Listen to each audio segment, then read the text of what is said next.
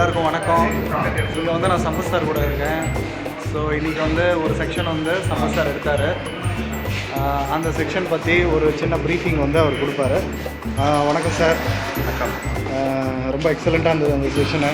So முதல்ல வந்து ஒரு கை கொடுங்க. ஸோ இந்த செக்ஷனில் வந்து நிறைய டீட்டெயில்ஸ் கவர் பண்ணிங்க சார். ஆக்சுவலாக என்னால் ரீகேப்சர் பண்ண முடியல. நோட்ஸாக எடுத்திருக்காங்க. இதை பற்றி ஒரு ஷார்ட்டு இது கொடுக்க முடியுமா?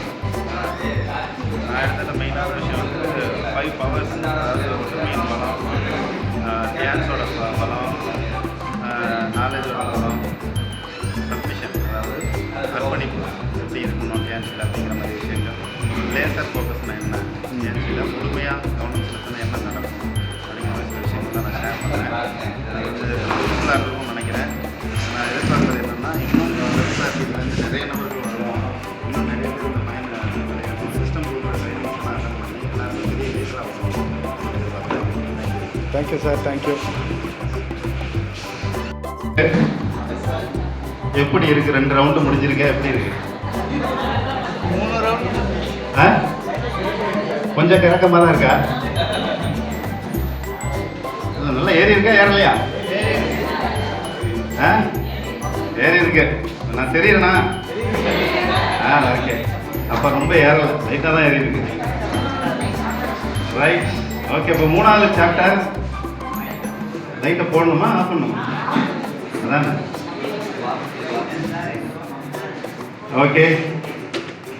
2 சாப்டர் முடிச்சு ரொம்ப எனர்ஜியாக இருக்கீங்க. 3வது சாப்டரையும் அதே எனர்ஜியோட ஃபாலோ பண்ணிடுவோம்.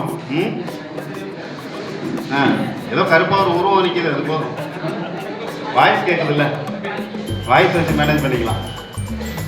மைக் நல்லா தெளிவாக இருக்குன்னு நினைக்கிறேன், ஒன்றும் பிரச்சனை இல்லை. ஓகே. சாப்டர் 3 நடந்தால் நல்லா இருக்கும். அவர் நொண்டி நடக்கிறாருன்னு வச்சுங்களேன், கால் முடியாமல் கால் தாங்கி நடக்கிறாரு.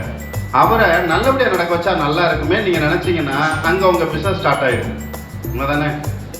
அதே மாதிரி பேச போகும்போது உங்கள் மைண்டும் ஃப்ரெஷ்ஷாக இருக்கும்.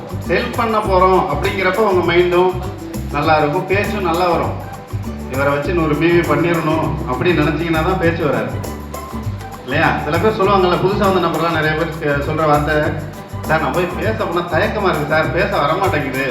இங்கே கேட்கும்போது நல்லா இருக்குது, நிறைய சொல்லணும்னு நினைக்கிறேன், ஆனால் அங்கே போனால் வரமாட்டேங்குது அப்படிம்பாங்கல்ல. ஏன் வரமாட்டேங்குதுன்னா, இவர் மைண்டில் என்ன இருக்குது? பிஸ்னஸை பண்ணணும், எப்படியாவது இந்த ப்ராடக்டை மூவ் பண்ணிடணும், பணம் வாங்கணும் அவர்கிட்டேருந்து. அவர் என்ன நினைப்பாரா தெரியலையே, இந்த மாதிரி நிறைய கொஸ்டின்ஸ் உள்ள ஓடுது. இதெல்லாம் எதுவுமே இல்லாமல் அவருக்கு ஒரு பிரச்சனை இருக்குது, அந்த பிரச்சனையை சரி பண்ணணும் அப்படின்னு நினச்சா அந்த இடத்துல பிஸ்னஸ் தானாக நடந்துடும். தானாக அவங்க நீங்கள் அக்கறையாக தானே பேசுவீங்க, உங்கள் பிரச்சனைக்கு தீர்வீங்க, இங்கே இருக்குங்க, இதை எடுத்துக்கிட்டிங்கன்னா நல்லா இருக்கும் அப்படின்னீங்கன்னா அவங்க அதை எடுத்துருவாங்க, உங்களுக்கு பிஸ்னஸ் நடந்துடும். அதே மாதிரி ஒரு பிஸ்னஸ் வாய்ப்பை கொடுக்க போகிறோம் ஒரு நபர்கிட்ட, இவரை எப்படியாவது பிடிச்சி உள்ளே போட்டுடணும் இல்லை? அடுத்த நிறைய பேரோட வார்த்தையை எப்படி இருக்கும், இவரை எப்படியாவது பிடிச்சிடணும் அப்படி நினச்சாலே நம்மளால் பேச வராது. அப்படி நினைக்காம இவர் கஷ்டத்தில் இருக்காரு, இவருக்கு ஒரு எக்ஸ்ட்ரா ஒரு 10,000 20,000 வருமானம் எடுத்து கொடுத்தா நல்லா இருக்குமே. இந்த ஹெல்பிங் மைண்டு, அடுத்தவங்களை வளர்க்கணும் அப்படிங்கிற எண்ணம் உங்களுக்கு இருந்துச்சுன்னா உங்கள் பிஸ்னஸ் என்னவாகும்? மக்கள் வளர்த்துருவாங்களா உங்கள் பிஸ்னஸை? மக்கள் வளர்த்துருவாங்க. இதுதான் முன்னாடி சொல்லுவாங்கல்ல, ஊரார் பிள்ளையை ஊட்டி வளர்த்தா சாம்பிள் கொடைக்கானல் வளர்க்குமா? சாம்பிள் தானே வளர்ந்துடும் இல்லையா? அந்த மாதிரி தான் நம்ம அடுத்தவங்களுக்கு நல்லது பண்ணணும் அப்படின்னு நினைச்சாலே நம்ம தானா வளர்ந்துருவோம். அப்படிப்பட்ட விஷயம் தான். நெக்ஸ்ட்